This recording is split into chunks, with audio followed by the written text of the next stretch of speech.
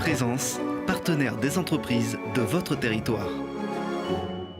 Entreprises, secteur public, acteurs de l'économie sociale, la Caisse d'épargne Rhône-Alpes s'engage à vos côtés. Caisse d'épargne Rhône-Alpes, la banque des décideurs en région.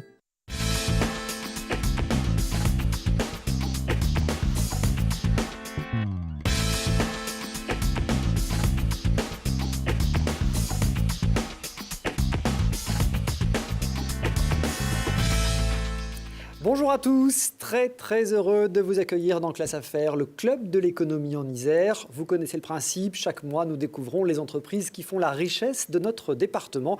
Avec des experts, des témoins, des reportages, nous décortiquons les rouages de l'économie. Pour nous accompagner, bien sûr, notre consultant, ma complice, Stéphanie P. Bonjour Stéphanie. Bonjour Christophe.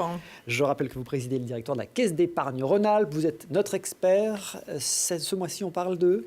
On parle de santé connectée, de tout ce qui est innovation en fait autour de la santé. Un sujet évidemment vaste et on n'en est qu'au balbutiement. Pardon, vous nous direz tout ça dans un instant. Il y aura aussi la question de l'internaute. Oui, et Gilbert nous a demandé ce qu'étaient les green bonds.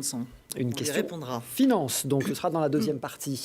Dans notre dossier, le commerce de proximité, il est pourvoyeur d'un grand nombre d'emplois, de dynamisme économique et aussi de liens sociaux. Mais à quelles conditions peut-il s'assurer un avenir ? Comment doivent s'adapter les commerçants? Illustration à Grenoble et à Voiron. Enfin, focus sur Artelia, c'est le leader économique de l'année 2017 en Isère, selon le palmarès de la Chambre de commerce et d'industrie de Grenoble. À force de fusion et acquisition, le groupe d'ingénierie indépendante compte près de 5000 collaborateurs dans le monde, dont 500 sont basés à Échirolles. Passion et solution, c'est leur devise. Ils ont notamment planché sur le Louvre d'Abu Dhabi ou sur le désensablement du Mont-Saint-Michel.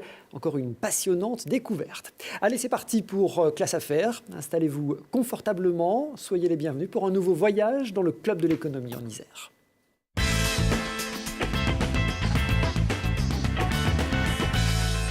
S'il y a bien un secteur qui a été de tout temps étroitement lié à la recherche, c'est bien la médecine. Et aujourd'hui encore, la santé est au cœur d'innombrables innovations. Il faut dire que la révolution de la digitalisation et du numérique laisse entrevoir d'incroyables perspectives. Stéphanie, ce secteur de la santé, il entre véritablement dans une nouvelle dimension. Oui, il est en train d'entrer dans une nouvelle dimension avec une industrie qui se voit complètement transformée. Vous disiez, on passe finalement de la médecine à la santé. Et c'est bien ça le sujet, à la fois sous l'angle préventif et plus uniquement curatif, et puis sous l'angle de ce continuum finalement entre un patient qui n'est pas forcément encore malade et un médecin qui est sachant et qui peut paraître un peu loin. Alors l'avènement de la santé connectée, ça a presque 20 ans. C'est pas très récent. Ouais, on n'en a pas forcément conscience. C'est John Mitchell, qui est un ingénieur australien, qui lors du 7e congrès international de télémédecine a défini ce qu'était la santé connectée, à savoir l'usage combiné d'Internet et des nouvelles technologies de l'information et de la communication à des fins cliniques, éducationnelles et administratives, à la fois localement et à distance. Je trouve que ça, voilà. Donc autour de la santé, de l'innovation autour de la santé, on va trouver les objets connectés, on va trouver la télémédecine, on va trouver, enfin vraiment plein de concepts et plein d'outils et plein d'objets qui sont en train de se mettre en place et qui évoluent pratiquement tous les jours. Et les experts considèrent que la prochaine grande révolution en matière de e-santé, si on doit l'appeler comme ça, c'est la réalité virtuelle. Alors, est-ce qu'on peut donner quelques exemples de ces services et produits qui sont déjà disponibles? Oui, alors on va y venir, mais c'est vrai qu'aujourd'hui, j'ai envie de dire que le nombre de paramètres qu'on peut quantifier et qu'on peut surveiller est quasiment infini. Et il en arrive tous les jours. Donc il y a finalement deux grandes catégories autour des objets connectés, notamment, puisque c'est de ça qu'on parle. Il y a ceux qui vont être des objets connectés de santé, bien-être ou de prévention. Alors dans la pratique sportive, alors on peut avoir des semelles et des chaussures qui permettent de mesurer des informations sur la foulée, sur le profil biomécanique de sa course. Les bracelets sportifs sportifs qui apportent des informations sur les performances, des maillots connectés maintenant qui permettent de suivre votre rythme cardiaque, des lunettes connectées qui permettent de savoir où vous en êtes. Sur l'activité quotidienne, eh bien, vous avez les bracelets, les podomètres dans votre portable ou ailleurs qui vont vous permettre de vérifier que vous faites bien les 10 000 pas. Vous faites les 10 000 pas, Christophe, ça fait 10 km non, ça fait moins de 10 km, mais les médecins considèrent qu'il faut faire 10 000 pas pour être en bonne santé, à moins d'avoir une activité physique plus intense. On peut évaluer la qualité de son sommeil, avec là aussi un bracelet ou un masque de sommeil. On peut arrêter de fumer avec des paquets ou des briquets connectés qui vont compter le nombre de cigarettes que vous fumez, ou encore suivre son poids et adapter de nouvelles habitudes alimentaires avec une fourchette connectée, si vous le souhaitez. Ça, c'est pour le bien-être. Plutôt bien-être et prévention. Et puis ensuite, on a le curatif, c'est-à-dire on est malade, et le suivi médical. Et là, c'est tout le matériel, tous les objets qui sont déjà disponibles pour les médecins. Donc, c'est tous les appareils connectés, donc le stéthoscope, la balance, le tensiomètre, l'électrocardiogramme, et aussi le glucomètre. On verra un peu plus tard que dans le traitement et la prévention du diabète, il y a pas mal de choses à faire. Et bien évidemment, on enregistre les données de gestion, et puis elles peuvent être traitées à distance par le médecin. Quel rôle vont jouer ces innovations sur tout ce secteur ? Alors en fait, il y a deux enjeux majeurs. Le premier, c'est un enjeu de qualité de service. C'est avant de passer à la médecine, on va parler de santé, donc plus global, plus général, et donc faire un lien entre le patient et le médecin. Pas uniquement quand on est malade. Je pense que c'est quelque chose qui est très très important. C'est comme en médecine chinoise traditionnelle. Vous payez votre visite annuelle préventive chez votre médecin, mais si vous êtes malade, vous ne payez pas votre médecin parce que la médecine a échoué. Bon, on ne va pas aller aussi loin, mais c'est quand même intéressant parce qu'effectivement, c'est renforcer de manière plus continue le lien entre le médecin et le patient, et donc être vraiment dans une logique de prévention. Et puis la deuxième chose, c'est un enjeu économique. On considère aujourd'hui que l'e-santé, c'est un marché mondial à ce jour de 50 milliards de dollars et qui est en croissance permanente. Et puis il y a un enjeu de finances publiques. Là, si on revient en France, on considère que les maladies chroniques représentent 75% des dépenses de l'assurance maladie. Et si on prend le diabète, c'est 3 millions de personnes qui sont traitées en France, en progression de 5% par an, et ça représente 10% des dépenses de l'assurance maladie. Donc il y a vraiment un enjeu de finances public qui est colossal. Effectivement, un enjeu économique fort. Comment se positionnent nos entreprises françaises sur ce secteur ? Alors, avant de parler des entreprises françaises, je ne vous cacherai pas que, bien évidemment, comme d'habitude, sur tous les sujets, ce sont les GAFA et leurs équivalents chinoises, parce qu'on ne les cite pas suffisamment souvent, mais qui sont en pointe. GAFA, Google, Amazon, Facebook... Apple, exactement. De temps en temps, on parle de GAFAM. D'ailleurs, on rajoute Microsoft, mais on parle de la même chose. Donc, ce sont ces grandes plateformes mondiales. Depuis 2 ans, l'écosystème français a vu quand même des acteurs de la MedTech, donc c'est les entreprises technologiques du secteur médical réaliser des levées de fonds assez spectaculaires pour Doctolib et Mon Docteur, qui sont des prises de rendez-vous en ligne. Donc là, on n'est pas encore dans la santé elle-même, mais on est dans le lien entre le malade et le médecin. C'est des levées de fonds respectivement de 12 millions et 61 millions en 2017. Et puis, beaucoup de start-up françaises autour de ça. Et dans la région grenobloise, je pense que cette région a une particularité, on sait bien, c'est que là, on a une multidisciplinarité qui est extrêmement importante, et notamment qui va de la médecine nucléaire à l'e-santé, voire à l'objet connecté, j'allais dire bien-être de base. Et puis on peut citer l'entreprise grenobloise Diabeloop, qui a levé 13,5 millions pour la commercialisation dès cette année de son pancréas artificiel. Si on prend l'exemple des innovations qui sont directement liées à ce que vous appeliez l'autoprévention pour ces objets connectés, est-ce qu'elles ont trouvé leur place auprès du grand public ? Alors, on ne peut pas parler d'utilisation massive, parce que c'est pas parce que vous mettez un bracelet et que vous comptez le nombre de pulsations quand vous allez faire votre jogging que vous êtes dans une optique de prévention, vous êtes dans une optique de rendre l'exercice un peu plus fun. Néanmoins, ça progresse de manière assez symptomatique. Et surtout, ce qui est très important, c'est que pour que ça marche, il faut que le médecin soit prescripteur. Et là, aujourd'hui, on a des chiffres qui sont quand même très importants, avec 3/4 des médecins qui se disent prêts à promouvoir ces objets qui vont permettre de faire de la prévention. Mais bien évidemment, il faut que ça s'intègre dans un certain nombre de process, les process tarifaires, quelle utilisation on en fait dans le parcours de soins. Enfin, on ne peut pas simplement décréter qu'on va mettre un bracelet et puis qu'est-ce qu'on fait des données finalement qui sont récupérées, quel suivi, quelle utilisation. Oui, ce sera d'ailleurs essentiel, réfléchir aux données. Il y a des questions d'éthique qui vont se poser. Alors, il y a des questions d'éthique qui sont très très importantes. Il y a des questions de tarification. Enfin, comment est-ce qu'on trouve un modèle économique autour de ça? Et puis, ce qui viendra, j'allais dire assez rapidement, c'est de remettre à l'ordre du jour. Alors là, je pense que ça fait 20 ans qu'on en parle. Le dossier médical partagé, qui est le dossier médical du patient, qu'on partage avec son médecin, voire avec ses médecins.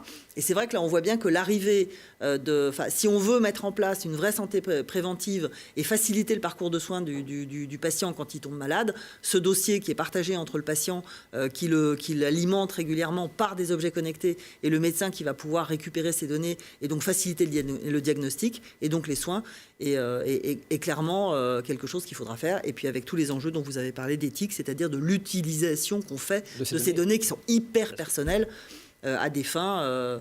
En l'occurrence, si c'est pour les soins, c'est pas très grave. Si c'est à des fins commerciales, c'est plus embêtant. À suivre de très près. Merci Stéphanie, des sujets passionnants, vous le voyez, qui sont au cœur des enjeux de notre société. C'est d'ailleurs la raison pour laquelle Télé Grenoble lance cette année une nouvelle émission santé, c'est Check-up, une mensuelle de 40 minutes et qui sera diffusée tous les derniers jeudis du mois. Ce sera d'ailleurs avec la Caisse d'épargne Rhône-Alpes. D'ailleurs, vous avez créé, je crois, une agence dédiée à la santé. Tout à fait, parce qu'on considère qu'un acteur financier doit être au cœur de ces problématiques de financement et d'accompagnement financier, de la révolution qui concerne tous ces acteurs qui sont autour du parcours de santé du client. Donc nos collaborateurs qui étaient un peu sachants sur le sujet se sont dit que c'était bien d'avoir une équipe de spécialistes à côté des spécialistes. Première émission donc de Check-up le dernier jeudi du mois.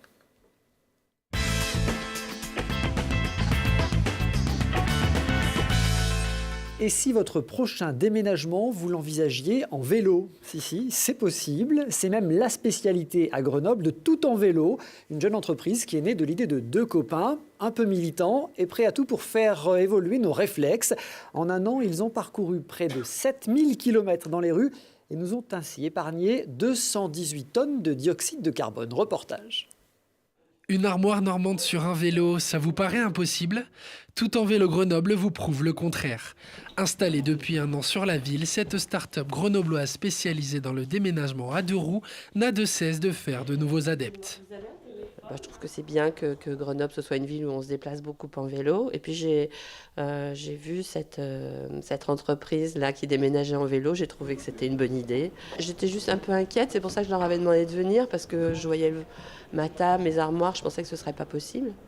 Puis en fait, ils m'ont dit non, il n'y a pas de souci. Donc en fait, c'est pareil, quoi. C'est juste pareil. En plus de leurs gros bras de déménageurs, Thomas et Jérôme, cofondateurs de Tout en vélo Grenoble, ont un esprit de joueurs de Tetris. Sur leur plateau pouvant supporter 300 kg, pas toujours facile de tout disposer. Il y a des empilements qui sont plus compliqués que dans un camion où on pourrait juste poser les affaires sur le sol.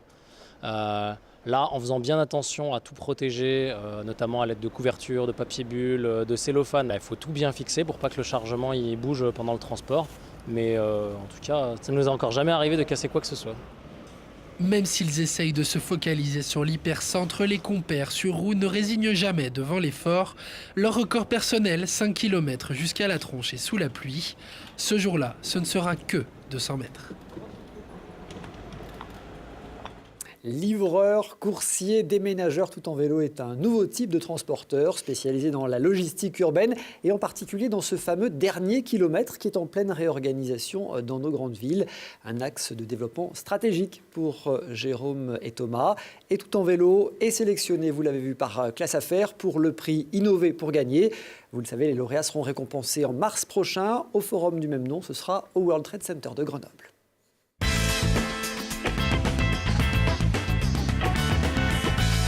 Action Cœur de Ville, c'est le nouveau plan du gouvernement lancé récemment pour le sauvetage des commerces de proximité. Il s'agit de faire baisser le fameux taux de vacances des vitrines, notamment en renforçant le secteur face aux grands centres commerciaux ou au développement d'Internet. L'enjeu est de taille. Le commerce de proximité, c'est à la fois de l'activité, de l'emploi et bien sûr du lien social. Alors comment le vitaliser? Eh bien, on en parle avec Katia Boissin, elle est animatrice La Belle Ville à Grenoble, et Manuel Gomez, président de Voiron commerce. Bonjour à tous les deux. Bonjour. Merci d'avoir accepté notre invitation. Katia, vous venez tout juste d'être embauchée du coup par La Belle Ville Grenoble. Ça regroupe 17 unions commerciales, hein, c'est ça, et votre mission essentielle, ça va être d'organiser, de dynamiser ces commerces. Tout à fait. Donc la Belle Ville, elle rassemble 17 unions commerciales, ce qui représente quand même 800 commerces à Grenoble. Et du coup, ma mission, ça va être de fédérer ces unions commerciales. Toutes ces unions commerciales ont des présidents qui sont très actifs et qui, en plus de leurs activités, créent de multiples animations qui font vivre Grenoble. Et du coup, mon rôle, ça va être aussi de les accompagner dans la mutualisation d'outils et d'animations pour que ce soit pertinent à l'échelle de la ville, qu'on ait vraiment une image aussi de globalité du centre-ville, d'un centre-ville dynamique. Donc voilà, ma mission, ça va être de créer des animations tout au long de l'année dans Grenoble. Voilà, des animations fortes qui seront construites avec les présidents des unions commerciales, mais aussi tous les partenaires économiques et institutionnels de Grenoble. On va voir comment vous vous y prendrez dans un instant. Manuel Gomez, vous êtes plutôt sur Voiron, hein. Voiron Commerce, c'est le nom de l'union commerciale que vous présidez. À la fois des commerçants et des artisans. Hein. C'est cela, parce que l'un ne va pas sans l'autre, hein, puisqu'on a des métiers de bouche et puis et des gens qui vendent des produits manufacturés. Donc l'un ne va pas sans l'autre. 200 commerces hein, dans votre union commerciale, c'est ça ? C'est ça, sur les 500 que compte la ville de Voiron. Voilà, 500 commerçants sur la ville de Voiron. On sait combien d'emplois ça représente à peu près ? C'est à peu près, on était sur un chiffre de 5-6 000 sur l'ensemble des activités, hein, puisqu'on a des commerces qu'on dit qui ne sont pas de vitrine, donc artisans, et puis voilà. Donc c'est un point important dans l'économie de la ville. Une petite image, petite carte d'identité chiffrée de vos commerces à Voiron, essentiellement des métiers de service. On a beaucoup, petite parenthèse un peu humoristique, on a beaucoup de coiffeurs et on aime bien manger, donc on a plus de 80 commerces dits de bouche, restaurants, bars qui font de la restauration. Mais voilà, on est assez large au niveau de l'offre quand même. Quand on parle de commerce de centre-ville, on parle souvent de ce fameux taux de vacances, hein, les vitrines vides. On sait à Voiron, il est de combien ? On est un des plus bas, puisqu'on calculait à peu près 7%, alors que la moyenne nationale est à plus de 10%. Donc on est sur un bon taux. Et c'est difficile de dire que ce taux est fixe, puisqu'on a un renouvellement qui est assez rapide. Donc il n'est pas foncièrement inquiétant en soi. Oui, c'est pas un taux de vacances qui est en augmentation. Katia, sur Grenoble ? Sur Grenoble, c'est 9%, sachant que oui, la même moyenne nationale est à 11,7%, donc on est aussi quand même inférieur par rapport à la moyenne. Sur les tendances, il n'est pas rare ces dernières années de voir des commerces traditionnels remplacés par des agences bancaires, par des opérateurs de téléphonie, par des assureurs. C'est aussi ce que vous constatez sur Voiron ? Alors, pas spécialement. On a la chance que beaucoup de commerçants ont passé le pas de la franchise. Hein, donc, c'est des indépendants hein, tout de même. Donc, on a beaucoup de franchises, mais qui sont créées par des commerçants déjà historiques de la ville. Sur Grenoble ?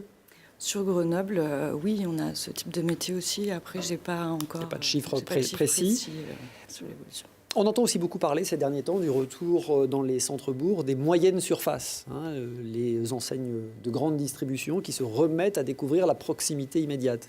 C'est vrai.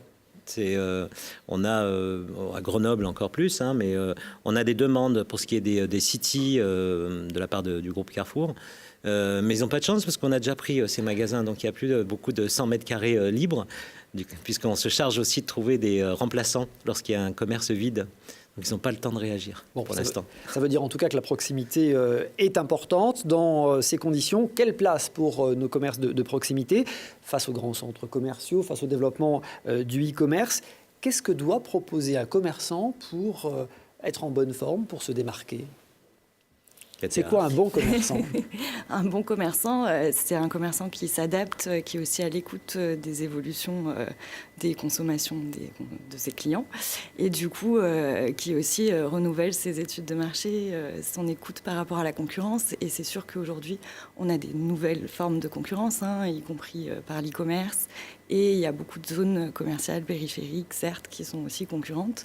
Mais tous ces bons commerçants ont tous les moyens pour se démarquer dans les centres-villes, parce que les centres-villes et leur commerce gardent le charme, la convivialité, le service et tout l'aspect relationnel qu'on ne trouve pas dans d'autres formes concurrentielles tendances. Ce qui est important pour un commerce de proximité, souvent, c'est ce qu'on appelle les locomotives, les gros commerces qui sont pourvoyeurs de grosses fréquentations. Vous en avez à Voiron ? Oui, on a des grandes marques, hein, des grandes enseignes comme Sport 2000, Cache-Cache, bien d'autres. Ces locomotives, elles sont importantes et pour nous encore plus, hein, puisque comme je vous le disais tout à l'heure, elles viennent souvent de commerçants déjà installés avec une enseigne indépendante. Mais donc c'est une continuité logique. Et on a besoin de cette continuité parce que on ne peut pas se dire on va protéger que nos petites enseignes, nos petits commerces, parce que sinon on manque d'attractivité et ça va être au profit d'une autre zone, hein, sûrement. Donc on a intérêt à avoir des belles enseignes. Une belle complémentarité de l'offre, c'est effectivement ce qui peut être attractif. Et puis, l'investissement dans le e-commerce. On dit souvent que le e-commerce est un concurrent du commerce de proximité. Vous préférez, Manuel, dire il faut savoir au contraire se servir du développement d'Internet. C'est ce que je fais à chaque réunion avec les commerçants. Je leur dis simplement prenez ce qui fonctionne ailleurs. Vous savez, c'est comme en musique, hein, on n'invente rien, on reprend et on recycle. Et là, on a de bons exemples et assez de distance maintenant depuis la création en fait, des sites de commerce pour se dire on va utiliser les mêmes méthodes, sauf qu'on peut être bien meilleur puisqu'on a la proximité et le savoir-faire. Alors, c'est ce que vous avez fait avec ce fameux Déclic Voironnais hein, qui a été lancé mi-novembre, on le voit. C'est un site Internet. En fait, c'est une plateforme Internet que vous proposez aux commerçants du pays voironnais. C'est cela, ça leur permet ainsi d'acquérir une visibilité, hein, puisque souvent le souci qu'on a avec des commerçants indépendants, on va dire, ils n'ont pas de visibilité sur l'Internet, ne serait-ce que où je suis, quand est-ce que j'ouvre un contact. Vous pouvez le regarder et l'observer lorsque vous cherchez par exemple un restaurant et que vous dites est-ce qu'il est ouvert ou il est fermé, on ne sait pas.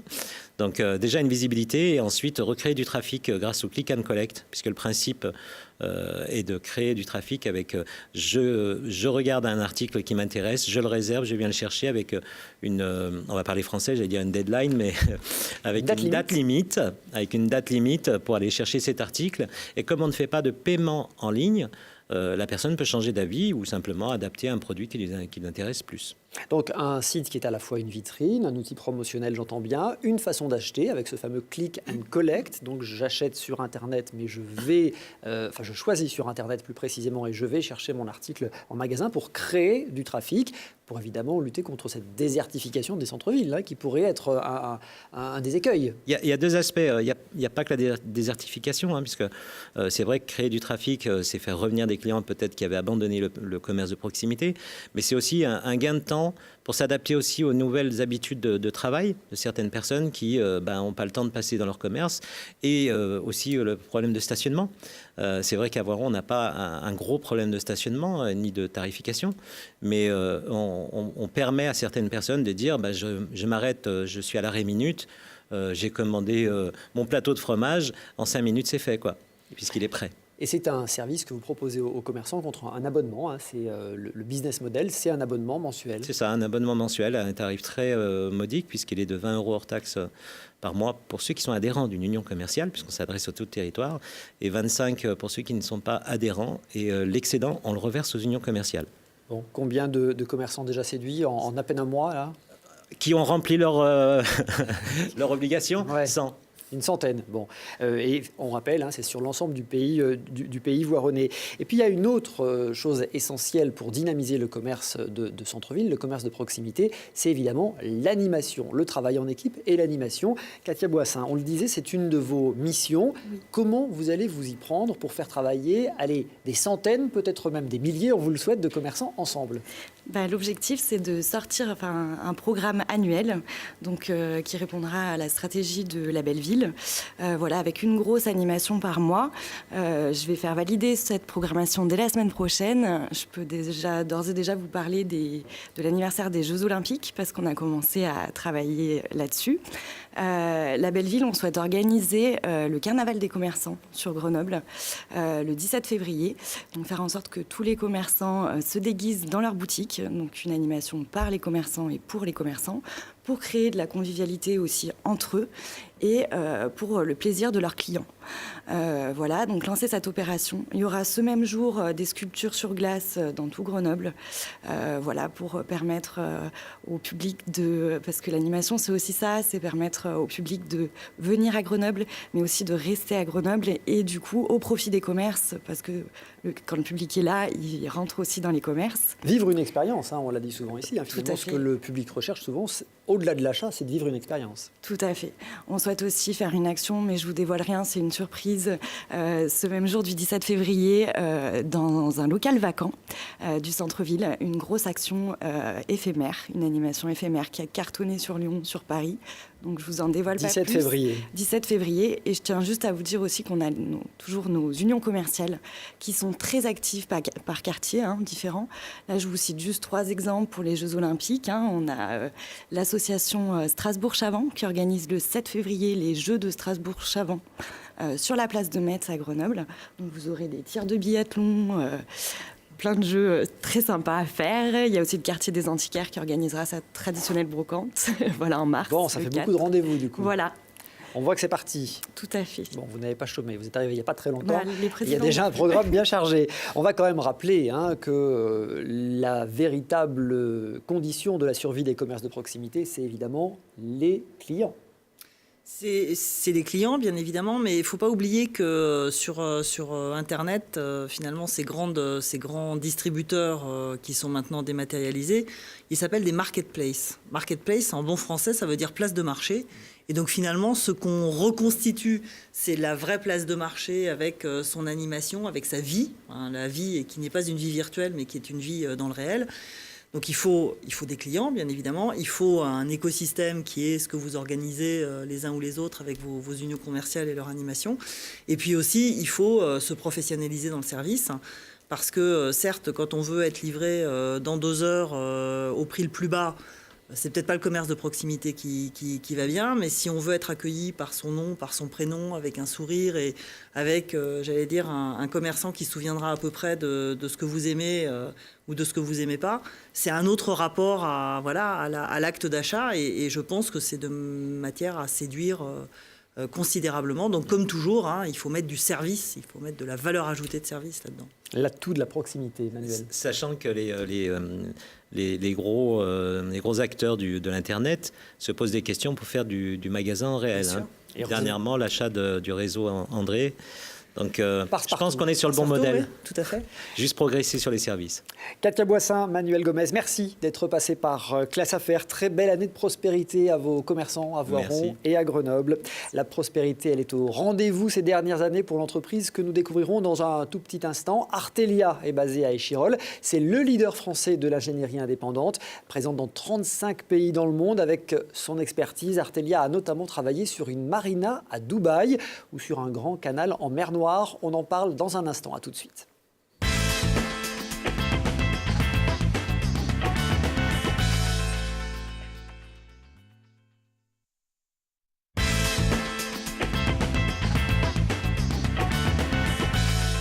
Classe Affaires, le club de l'économie en Isère, retour sur le plateau de Télé Grenoble, bien sûr avec ma complice Stéphanie Pay, notre consultant. Dans un instant, focus sur Artelia, leader français de l'ingénierie indépendante qui est basé à Échirolles, un groupe qui compte 5000 collaborateurs dans le monde pour un chiffre d'affaires de 520 millions d'euros. Une expertise impressionnante dans les secteurs de l'eau, l'environnement, les infrastructures, le bâtiment ou encore l'industrie. Avant cette découverte, la traditionnelle question de l'internaute. Dans Classe Affaires, vous pouvez poser vos questions à Stéphanie. Stéphanie, cette semaine, la question est signée Gilbert. Il veut savoir ce que sont les green bonds. Alors les green bonds, Gilbert et Christophe, parce que je ne suis pas sûre que vous sachiez non plus, Christophe, ce sont les obligations vertes en français et en fait, ou obligations environnementales. En fait, ce sont des obligations qui sont émises par une entreprise, mais dont l'objet doit être fléché sur des projets ou des activités destinées à la transition écologique. Donc c'est vraiment la seule différence, mais elle est de taille. Et c'est quelque chose de relativement récent, puisque la première a été émise en juillet 2007 par la Banque européenne d'investissement, la BEI. Mais par contre, on peut imaginer que ces obligations sont promises à un très brillant avenir dans les années qui viennent. Obligations donc fléchées pour la transition énergétique. Merci beaucoup Stéphanie. Si comme Gilbert, vous voulez des précisions sur une notion économique ou un mécanisme financier, eh bien écrivez-lui classeaffaires@telegrenoble.net. C'est son adresse.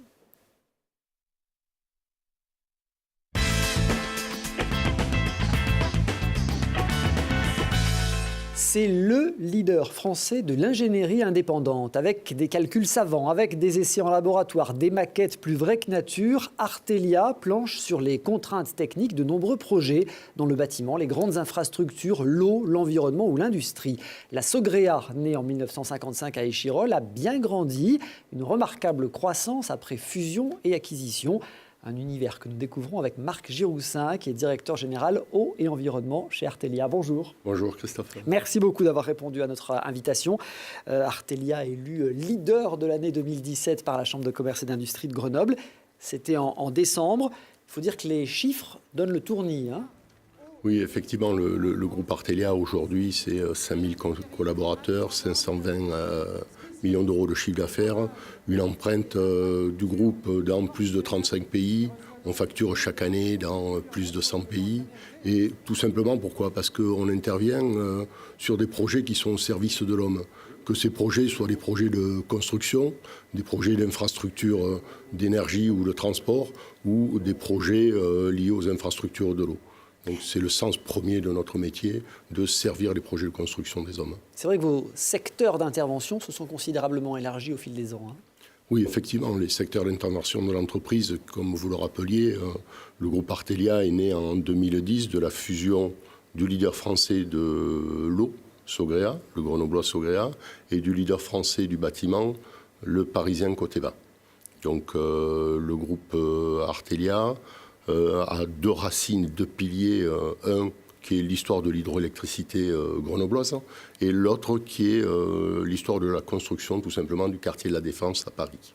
Alors en 2012, Artelia s'est organisé avec donc cette appellation Artelia, et puis en 2017, il y a eu un autre rapprochement qui a encore ouvert le champ des compétences. Oui, en 2017, donc en 2012, 2010, la fusion, c'était la fusion de Sogrea et de Coteva, fusion Ontrego, en rappelant que Sogrea a été sorti du giron d'Alcatel Alstom en 1999 par le rachat par Jacques Gaillard, aujourd'hui président du groupe, et Coteva étant sorti de Vivendi en 2003.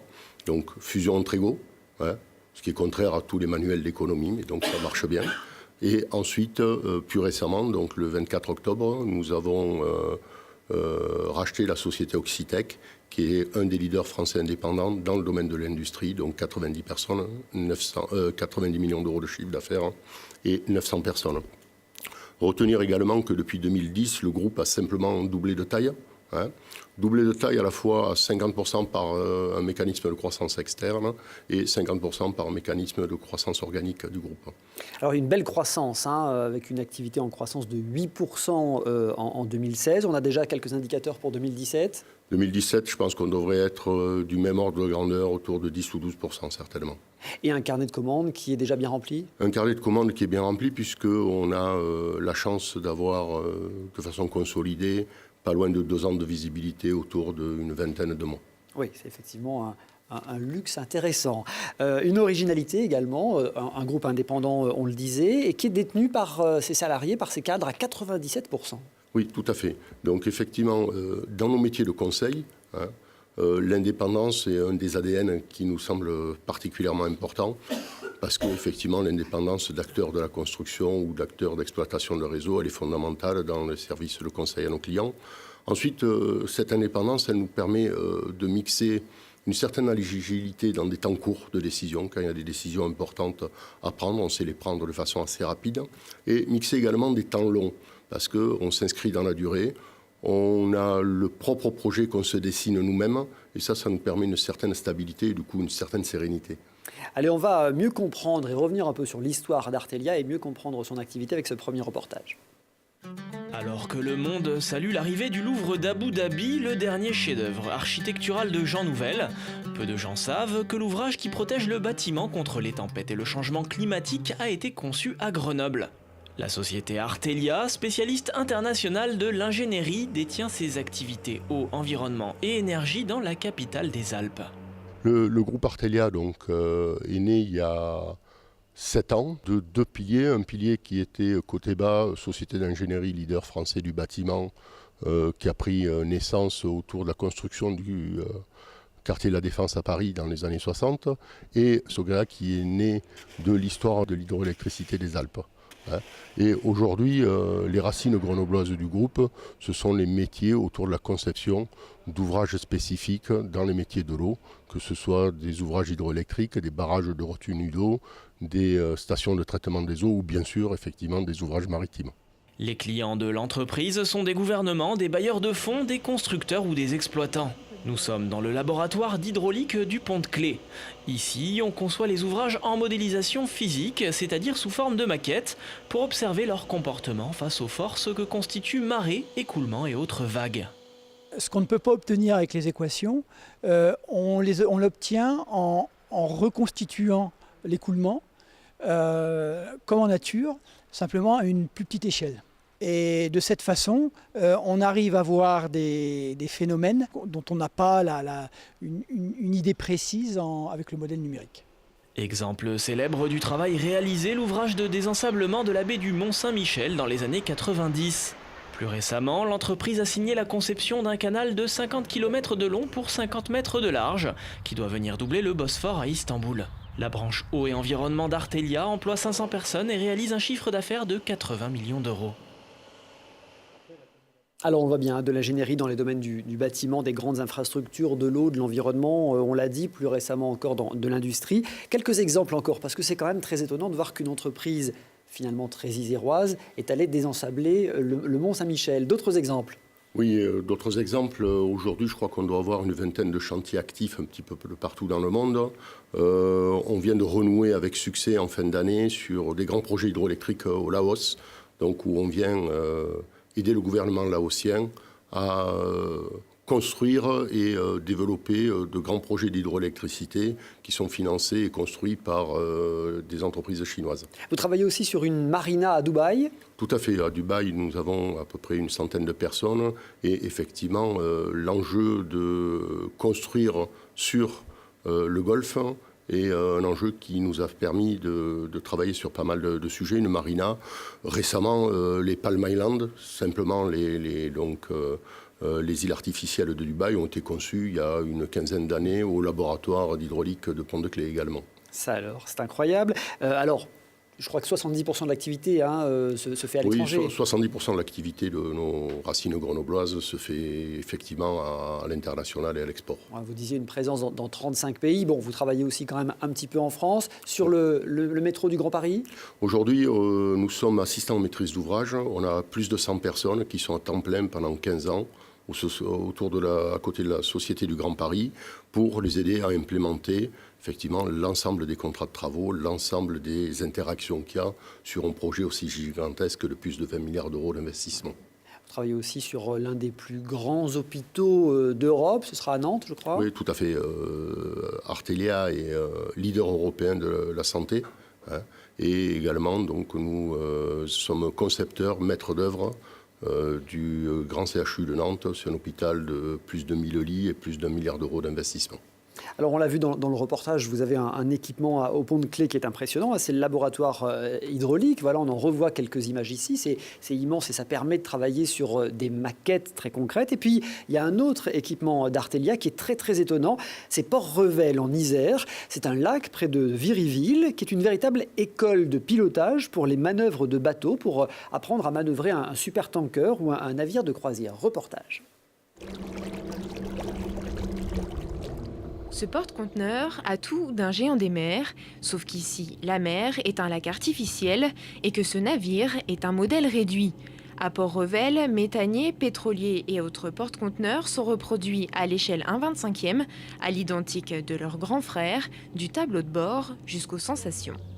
When the bridge pass the line, you pay out Step by step, 7 is enough. L'avantage majeur du modèle réduit, c'est le ressenti physique. Hein, on est dans l'action. Si jamais on passe trop près des cailloux, si on touche une planche ou si on frotte les cailloux, on entend le bruit des cailloux. Et ça, pour un pilote ou un capitaine, ça reste marqué dans la tête. Mais à des milliers de kilomètres de leur port d'attache, ces stagiaires ne sont pas là pour s'amuser. Aujourd'hui, ils sont turcs. Composer avec les courants, manœuvrer les navires qui entrent et sortent du port, passer le chenal ou encore accoster avec des vents contraires. Les instructeurs confrontent les stagiaires au pire scénario. Et si dans le chenal, ça passe sans problème, l'accostage est un peu plus compliqué. You maintain the bow in a good position, and with the rudder at the starboard, kick ahead, stop, kick astern with the side effect of the propeller. The stern is coming step by step. On a des tas d'impondérables qui peuvent nous tomber sur le dos et ça tombe toujours au mauvais moment. Hein, une remorque qui casse alors qu'on croyait être tranquille, ou un propulseur avant là, qui se trouve en panne justement au moment où on en avait le plus besoin. Tout ça, ça fait partie de la vie quotidienne et des capitaines et des pilotes. Et c'est toujours bon à réagir rapidement. Chaque année, Port-Revel accueille plus de 160 stagiaires du monde entier et la fréquentation devrait augmenter dans les mois à venir puisqu'un modèle réduit de bateaux de croisière viendra étoffer la flotte. Reste à savoir si la société Costa Croisière enverra des stagiaires. Marc Giroussin, c'est un équipement exceptionnel, un bateau-école qui a 50 ans. Il y en a très peu au monde, hein. Aujourd'hui, il y a 4 centres de ce type dans le monde. Donc nous, on doit former à peu près 70% des pilotes de port. Donc l'enjeu de ce type d'équipement, c'est effectivement d'augmenter la sécurité maritime. Hein, et effectivement, la journaliste disait avec humour en parlant du Costa Concordia. Donc nous avons inauguré il y a 3 ans et construit le Voyageur of the Seas, qui est un paquebot, justement pour améliorer la sécurité du trafic maritime. Des bateaux qui sont créés au 1/25e, à l'échelle 1/25e, et qui sont construits sur les plans réels de ces énormes bateaux. Tout à fait. C'est d'ailleurs dans ce centre où nous avons fiabilisé toutes les manœuvres autour des écluses de Panama. Exceptionnel. Alors, les courants sont créés avec des grosses turbines immergées qui recréent les marées, les vagues. Oui, c'est-à-dire que, pour faire un petit peu d'humour, dans un monde numérique où on parle de réalité augmentée de façon systématique, moi je pense pouvoir affirmer que Artelia est le leader mondial de la réalité diminuée dans le monde de l'hydraulique. Stéphanie, une entreprise exceptionnelle. Hein. Oui, c'est une entreprise exceptionnelle parce que ça allie plein de savoir-faire, bien évidemment des savoir-faire d'ingénierie, hein, c'est clair, mais aussi de production, parce que toute votre réalité diminuée, j'aime beaucoup l'humour, mais c'est de la vraie réalité, et effectivement, on sait très bien qu'en matière de mécanique des fluides, la modélisation est très très compliquée, et donc le fait de regarder ce que ça donne, et puis vous aider à passer de la phase de conception à la phase de réalisation, donc vous êtes vraiment dans le dur là, oui, pour les gens qui ont des projets. Enfin, c'est un des sens profonds de notre métier, j'allais dire, de concevoir, d'aider à réaliser et in fine de rendre possible tous ces équipements pour le compte de l'homme. Marc Giroussin, un mot, vous le disiez, l'entreprise est très liée au territoire isérois. Vous allez continuer à investir en Isère, à Échirolles, avec un nouveau siège bientôt. Oui, tout à fait. À Échirolles, nous sommes propriétaires de 6 hectares sur lesquels une convention d'urbanisme vient d'être passée avec la métro et la ville d'Échirolles. Nous avons un projet immobilier pour à la fois abriter le siège social de nos activités. Nous avons plus de 500 collaborateurs à Pont-de-Claix, à Cessin et à Échirolles. Et également notre laboratoire que vous avez bien mis en lumière, je vous en remercie. Il y a un projet de le déplacer effectivement à Échirolles également. Merci beaucoup Marc Giroussin d'avoir été notre invité. Merci. Merci à vous. Merci Stéphanie. Classe Affaires à voir ou à revoir sur télégrenoble.net. Et je vous propose de nous retrouver tout de suite sur les réseaux sociaux, sur le web avec Stéphanie pour le supplément de Classe Affaires. Merci de votre fidélité. À très vite pour un nouveau voyage en Classe Affaires dans le Club de l'économie en Isère.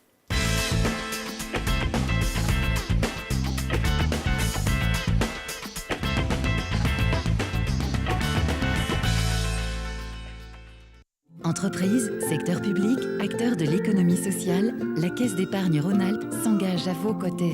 Caisse d'épargne Rhône-Alpes, la banque des décideurs en région. Présence, partenaire des entreprises de votre territoire.